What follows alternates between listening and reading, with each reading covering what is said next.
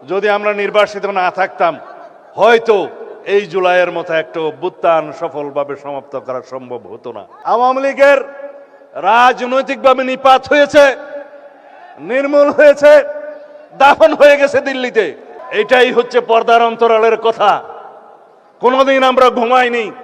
24টা ঘন্টা কোঅর্ডিনেশন করে আমাদের নেতা কর্মীদেরকে বিভিন্নভাবে আমরা অর্গানাইজ করে এই জুলাই যোদ্ধাদের সম্মুখে রেখে অরাজনৈতিক পরিচয়ে এই আন্দোলনের একটা পর্যায় পর্যন্ত আমরা নিয়ে এসেছি।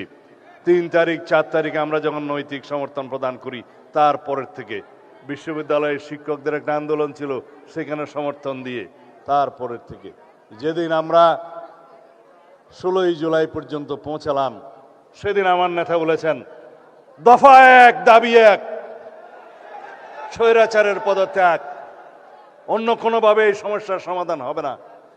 আজকে যারা জুলাই যোদ্ধাদের নেতৃত্ব দাবি করেন তাদের অনেকেই সেদিন বলেছিল আমাদের কোনো রাজনৈতিক দাবি নাই, আমাদের দাবি বৈষম্যহীন এই ছাত্র আন্দোলনের দাবি, কোটা বৈষম্য দূর করতে হবে, সেটাই ছিল তাদের বক্তব্য। আমরা ধীরে ধীরে আমরা জানি স্বৈরাচারকে গদিতে রেখে বৈষম্যহীনতার বাংলাদেশ প্রতিষ্ঠা করা যাবে না। তাদেরকে আমরা বোঝাতে সক্ষম হয়েছি, কিন্তু তাদের সেই সাহস ছিল না। আমরা রাজনৈতিকভাবে সমগ্র বাংলাদেশের সকল মানুষকে ঐক্যবদ্ধ করে শত সহস্র শহীদের রক্তের এই স্রোতের মধ্য দিয়ে আমরা এই জায়গায় এসেছি। আজকে এই বাংলাদেশ রক্তে রঞ্জিত হয়েছে, এই মানচিত্র রক্তে রঞ্জিত হয়েছে। শহীদের রক্তের উপর দাঁড়িয়ে আমরা বিজয় অর্জন করেছি 5ই আগস্ট। সেখানে রাজনৈতিক পরিচয়ে যদি বিভাজন করি তাহলে সর্ববৃহৎ অংশটি থাকবে জাতীয়তাবাদী ছাত্র দলের, যুব দলের, বিএনপির অঙ্গ সংগঠনের 450-ও বেশি। জাতিসংঘের যে রিপোর্ট, সেই রিপোর্টে 1400-র কথা বলা আছে, কিন্তু অফিসিয়ালি বিভিন্ন পত্রিকায় এবং জরিপে 700 থেকে 800-র মতো খতিয়ান পাওয়া যায়। বাকিগুলো গেল কোথায়?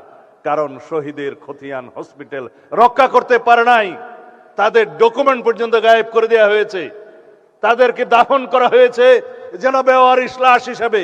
আজকে স্বজনরা তার কবরের সন্ধান করে আমরা দিতে পারি না। এরকম একটি নৃশংস হত্যাকাণ্ডের পরে, গণহত্যার পরে আজও পর্যন্ত সেই গণহত্যাকারী শেখ হাসিনার কোন রকমের অনুশোচনা নাই। তারা জুলাই যোদ্ধাদেরকে অপরাধী হিসেবে তকমা দিচ্ছে। বাংলাদেশের এই গণ অভ্যুত্থানকে তারা বলছে একটা জঙ্গি তকমা দিচ্ছে। বাংলাদেশে নাকি জঙ্গিবাদের মধ্য দিয়ে তাদের রাষ্ট্র ক্ষমতা ছিনিয়ে নেওয়া হয়েছে। এর চাইতে লজ্জাস করার কিছু নেই। তাদের মধ্যে অনুশোচনাও নেই, তারা দুঃস্বীকারের সেই অবস্থাও তাদের নেই, সেই ইতিহাসেই তাদের নেই। তারা উল্টো বিদেশে বসে বাংলাদেশে এখন নাকি গণতান্ত্রিক সরকারের বিরুদ্ধে বিভিন্ন রকম ষড়যন্ত্র করছে। আওয়ামী লীগের রাজনৈতিক পতন হয়েছে, আওয়ামী লীগের রাজনৈতিকভাবে নিপাত হয়েছে, নির্মূল হয়েছে, দাফন হয়ে গেছে দিল্লিতে।